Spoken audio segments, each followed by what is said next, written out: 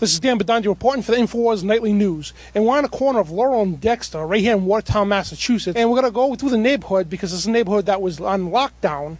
We're going to ask the citizens here what they experienced through this lockdown. Yeah, do you want to describe in your own words your thoughts? I mean, whatever they are, what are your thoughts on the entire procedure that was done? I think it was dealt with way too chaotically than it should have been dealt with. I was walking down Hazel Street and a cop pointed his gun at me, and then they called SWAT in, and then SWAT came and picked me up by a shield, and they threw me in the back of a car and then dropped me off in the middle of Newton. So they dropped you off in the middle of nowhere, and what time of night was that? What time was that, like 5? Yeah, broad daylight. Just dropped me off, took me out of the cuffs and told me to walk. And when they put the cuffs on you, did they read you your Miranda rights? Nope. So you were unlawfully detained from being on public property? Yeah. Hey, during the lockdown, did you get a message from the authorities that there was going to be a lockdown? No, I did not. And did they call it a lockdown or something else? They came here knocking at my door. It was the first person that came here was a woman. She was a policewoman. She was the first contact we had with the police from when everything started. Okay, now did they ask to search your house? They told me they wouldn't have searched the house. So they didn't ask you, they just told you? They told me they weren't coming in to search. There was, she didn't do it. Actually, there were some people that came later on to do it. Okay. And did they command you to leave your home? They told us we had to leave, yes. And did you comply? No, it's just that I couldn't get everything that I needed to get. I'm a diabetic and I needed medicine, and I had left some of my stuff here, and they wouldn't let me come back to get it. They said they'd call an ambulance. And were they armed? I believe that they were, because the people who walked us out, they had shields, and yeah, they were, yeah. And was you scared at all? Yes, I was, very. Yeah, very. And did you feel that safe being around these police? I did feel safe, and I know they were protecting us, but I also felt scared. I think they were very gruff. And when was the lockdown lifted? Actually, my son came to pick us up at the police station, and we went to his house. It was about 11 o'clock at night. I was calling the Watertown police and the FBI, and no one told me that we could come back in yet. They kept shuffling it back and forth, saying that call the state. State said call Watertown. So I said, well, we'll just come here, and what we'll do is if they don't let us in, then we'll go back to my son's house. And that's what we did, but there was nobody here. One thing I was very, very upset about is that when we were leaving here, the lights were on in the house, TVs, and back door, they had gone the back door down my basement, and they told me, I said, let me just close all my doors and lock up, and they said no, they would do it. I came home. Back door was open. This is hours now later. Back door was open, front door was open, basement door was open, lights were on, TVs were on. No one did anything. So they basically left your house unsecured, but the doors wide open where nobody was home? Yes, they did. That bothered me a lot. And you say there's bullet holes in your car here? Yes, this is a bullet hole here. Are they going to try that quick? And there's a bullet hole here. It shot out the window on the side there. And in my car, there's a bullet hole, as you can see. I don't know where it is. Maybe it's in the car somewhere. I have no idea. But the back window's blown out and the side window's blown out. Wow, you said right there in the street is where the guy was shot, right? That's where everything started. There was like the car, the Honda, and the Mercedes, and yeah, that's where it was. And did you witness any of that? Yes, I did, from beginning to end. Could you describe, if you could, describe everything you've seen from beginning? From beginning, my husband thought it was just kids with fireworks. And he opened up the window and asked them not to because the people downstairs were elderly and we didn't want to wake them. And someone yelled out, close your window and get in. And now I believe it was the cop. At first we didn't know who it was. And all of a sudden there was like crossfire and bombs going off. And so it was quite... And before they shot the man, was the man laying in the street? Not here. Up here at the corner. Oh, at the corner, okay. Yeah, but the shootout started here and worked its way up. Unbelievable. Yeah, it is unbelievable. Yeah. I can't believe it because I was in Florida when the bombing happened at the marathon. I was worried about my kids, called them up. A friend of ours was traveling back here with us, and her husband was like, maybe we better stay. And my husband was like, what's our chances of this happening at our house? Not even hours later, here we go. There's bullet holes in the house, bullet hole there. It took like 10 minutes for this whole thing in front of my house, and then it landed over there. And I can't understand till to this day how he got through the police and everything. All the police were swamped over there. What they did, they disrupted this entire world for a day. We initially got a report from the police department that it was voluntary searches, but then after talking to the residents, we found out that they weren't asking if they could have permission to enter homes. They were just forcefully entering people's homes to search. Peter, did you get a message from the authorities that there was going to be a lockdown? No. No, you didn't get no message? And did they call it a lockdown or something else? I don't know. They just walk in, you know what I mean? And they say, let's get out of here. It's like, let me put my shoes on. They don't want to let me put my shoes on either. So did they knock at your door or just walk in? They knock the door, but the door, they almost push the door through them. Okay, and did they ask you to search your home at all, or they just did it? They just did it. They just came in and they're going through. And did they command you to leave your home? Yes. And did you comply to that? Not really, because I had the old people next to me here, and I really got mad. I told the guy to, you know what I mean? And were they armed with guns? Got guns and shields and everything, you know what I mean? Machine guns and everything. Was you scared? I wasn't scared. I didn't care about that, But don't tell me to leave my house when you have a dead one up there and the other one was halfway up the square, and you come here and you tell me, let's search your house. You know what I mean? Come on. I work with you along, but be nice, a little bit nicer. And did you feel safe being around the police? I don't know. I don't know. I was here by myself when the shooting was going on. Okay, they were there, but we left, and they say, let's lock the doors. They say, no, we'll take care of it. We'll lock your doors and everything. We came home midnight, and everything was open, and nobody was around here. So they left your house also unsecured and wide open? Exactly. And nobody was around here. What takes anybody? Anybody can walk in. Absolutely. This door was open. The inside door was open. And you had neighbors downstairs, the elderly, right? And did they force them out?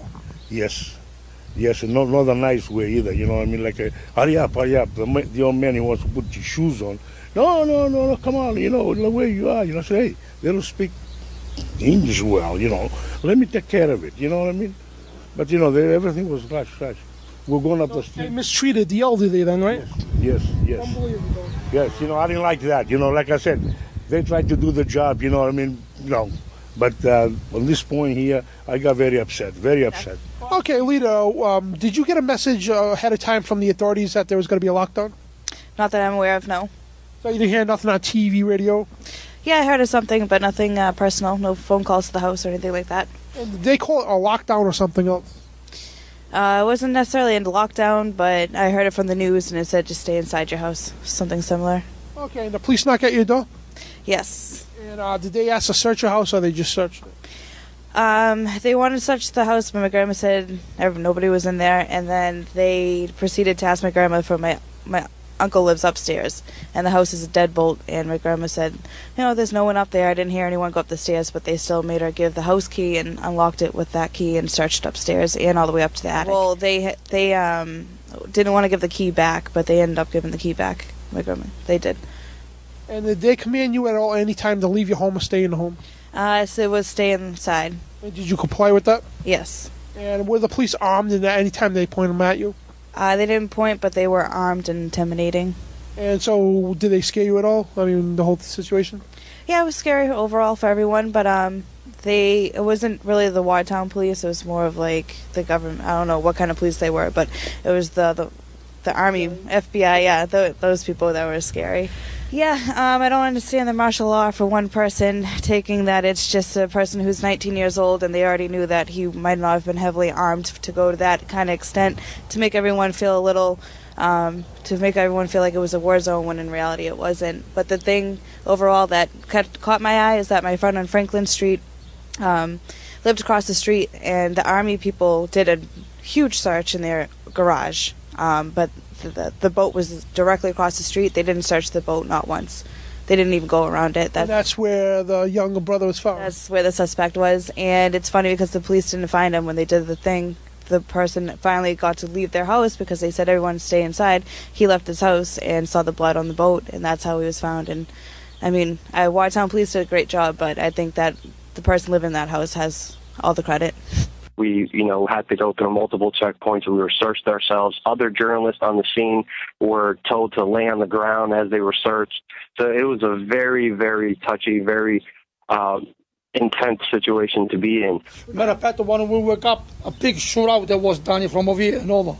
It was look like a Vietnam, so those guns that were going left and right. Yeah, all your neighbors' houses got hit. Oh, we did Mine too. We got a storm door They broke. passed my storm And door the other doors are and the door going upstairs. There's a bullet there. It was a bullet in there. But they would get 4 more feet on this side. Yeah. They would have get me in my bedroom. Oh, Yeah. nice when you're sleeping, too.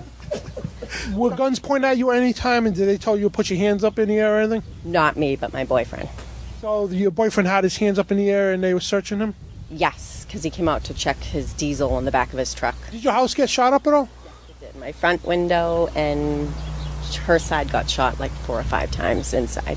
Wow. Yeah, my windows and my truck, but it's fixed now. So they were pretty much right here in front of my house, and they were just shooting down that direction. That went on for a couple minutes, and then there were 2 more booms, with the last one just really lighting the entire neighborhood up. It shook the house, set off all the car alarms. There was a heavy gunfire for a couple minutes, and then I saw the first suspect, the older brother, run along the black fence and go across the street. Officer ran out, met him in the street, tackled him to the ground, was standing over him, and then the black SUV came and ran over the older brother.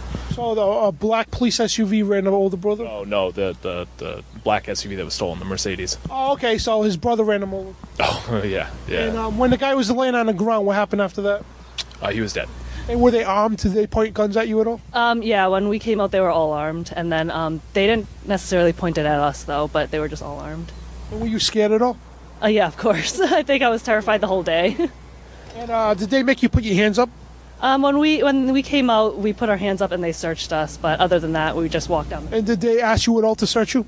Yeah, they asked. They told us that they were going to be searching us. And we just talked to several residents here on Laurel and Dexter, right here in Watertown, Massachusetts, and we got fragments of bombs embedded in people's houses, car windows blown out, bullet holes in people's windows, the sides of the houses, and people's mixed reactions about the cops. A lot of people's houses didn't get searched, but a lot of people's did.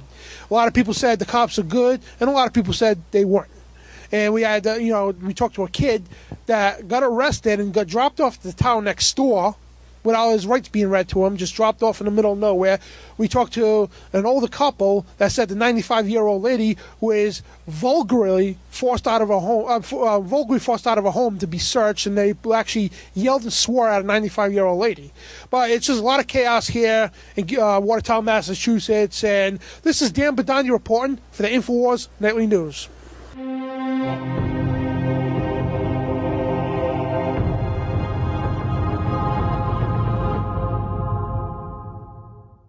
This is Dan Badani reporting for the InfoWars Nightly News. And we're on the corner of Laurel and Dexter, right here in Watertown, Massachusetts. And we're going to go through the neighborhood because it's a neighborhood that was on lockdown.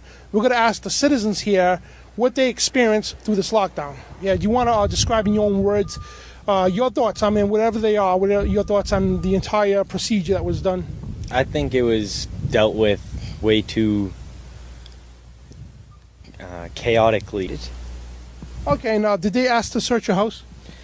They told me they wouldn't have searched the house. So they didn't ask you, they just told you? They told me they weren't coming in to search. There was, she didn't do it. Actually, there were some people that came later on to do it. Okay. And did they command you to leave your home? They told us we had to leave, yes. And did you comply? No, it's just that I couldn't get everything that I needed to get. I'm a diabetic and I needed medicine, and I had left some of my stuff here, and they wouldn't let me come back to get it. They said they'd call an ambulance. And were they armed? I believe that they were, because the people who walked us out, they had shields, and yeah, they were, yeah. And was you scared at all? Yes, I was, very.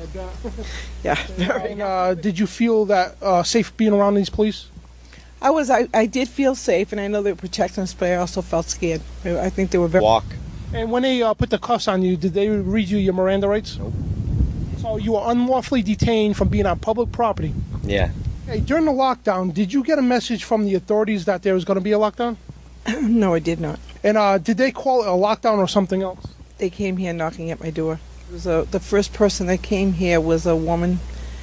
She was a policewoman. She was the first contact we had with the police from when everything started. Then it should have been dealt with. I was walking down Hazel Street, and a cop pointed his gun at me, and then they called SWAT in, and then SWAT came and picked me up by a shield, and they threw me in the back of a car and then dropped me off in the middle of Newton.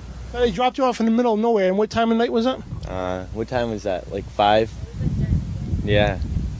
Broad daylight. Just dropped me off, took me out of the cuffs, and told me to